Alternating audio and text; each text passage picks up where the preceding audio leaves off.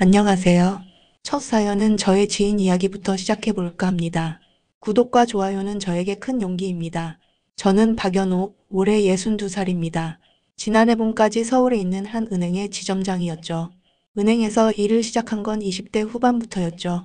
35년을 꼬박 일했네요. 지점장이란 자리는 외부에서 보기엔 멋져 보이지만 그 안엔 보이지 않는 전쟁이 있었어요. 고객 응대가 만만치 않았죠. 70대 남성 고객 한 분은 본인이 5년 전 가입했던 적금이 자동 갱신되면서 금리가 낮아졌다고 고함을 질렀어요. 내가 이자 받으려고 이거 넣은 건데 이게 뭐야 이게. 내 돈 다 날린 거 아니야? 저는 해당 상품 설명서를 꺼내고 음료 한 잔을 건네며 조심스럽게 설명했어요. 결국 고객은 얼굴 붉힌 채 나갔고 그날 하루 종일 속이 쓰렸습니다. 한 번은 40대 부부가 방문했는데 신용대출 문제로 서로를 탓하며 점점 언성이 높아졌어요. 저는 가운데에서 조율했지만 결국엔 당신네 은행이 부부싸움 유도하냐는 말까지 들었죠. 직원들과의 갈등도 있었어요. 실적 압박이 심해지던 시절 후배 직원 하나가 야근을 거부하며 저에게 공개적으로 항의했죠. 지점장님, 사람을 기계로 보시나요? 하루 20건 상담. 이게 가능하다고 생각하세요? 그날 저는 사무실에서 혼자 울었습니다. 그래도 좋았던 점도 있었어요.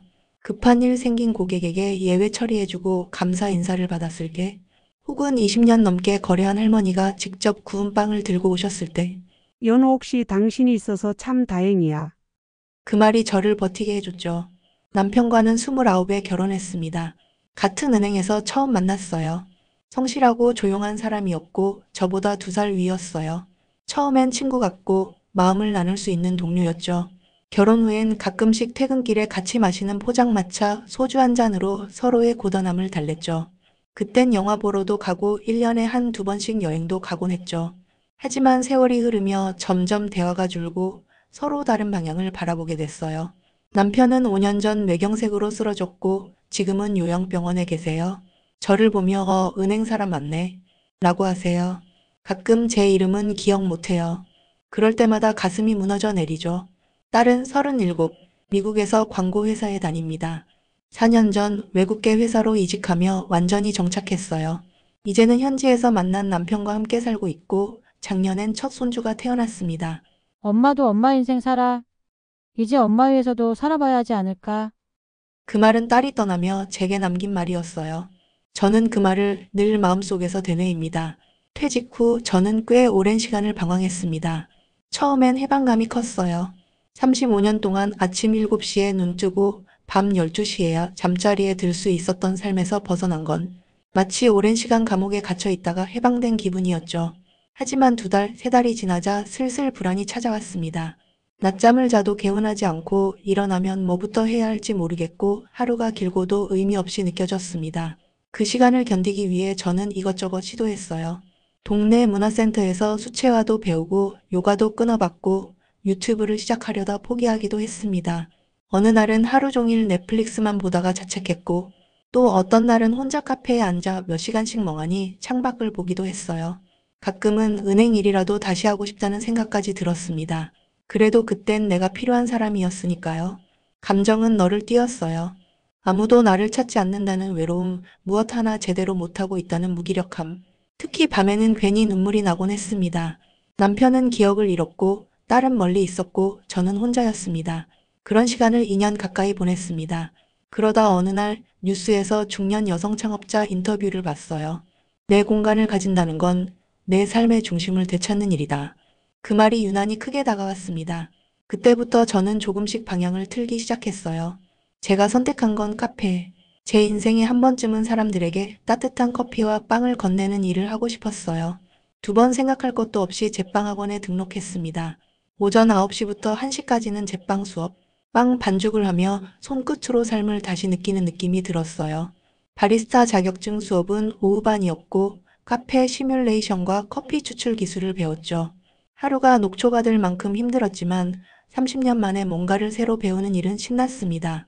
한 번은 라떼 아트를 하다 실수를 했는데 옆자리 20대 청년이 웃으며 알려줬어요. 우유는 너무 오래 데우면 안 돼요.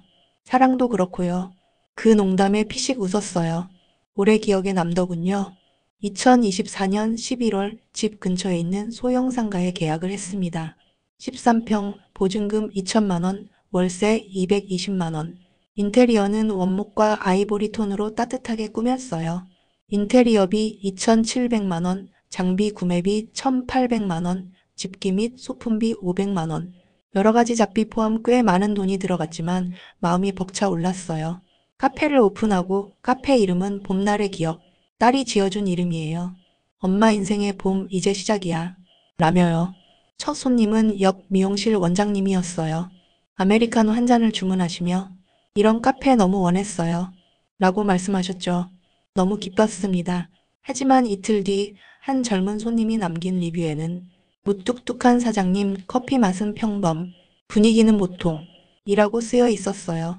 그날 밤 저는 카페 의자에 앉아 새벽 2시까지 리뷰만 보고 또 봤어요. 그리고 커피 머신을 한참 닦았습니다.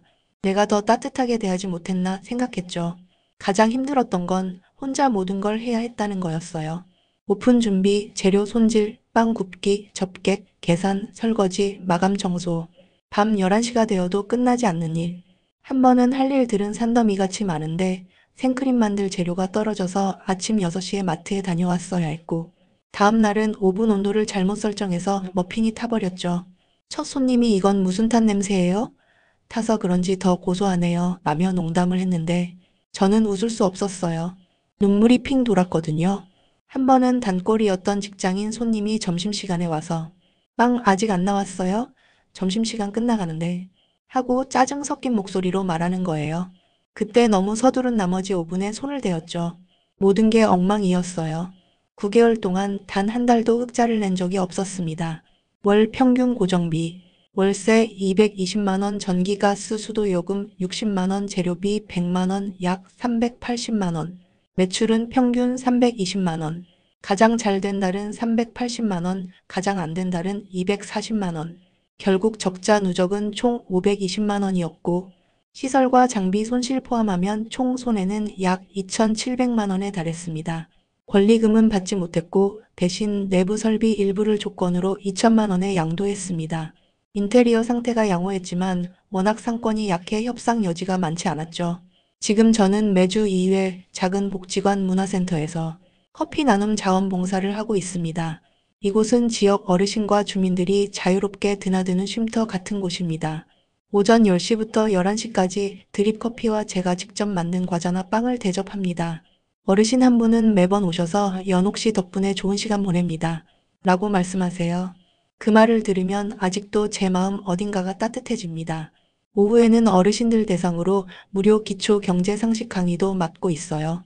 예전 은행에서 하던 고객 상담과는 전혀 다른 순수한 교류가 이루어지는 시간이에요. 남편은 여전히 요양병원에 있지만 매주 일요일 제가 만든 빵을 들고 찾아갑니다. 가끔 그의 눈빛이 우리 젊은 시절을 떠올리게 할 때가 있어요.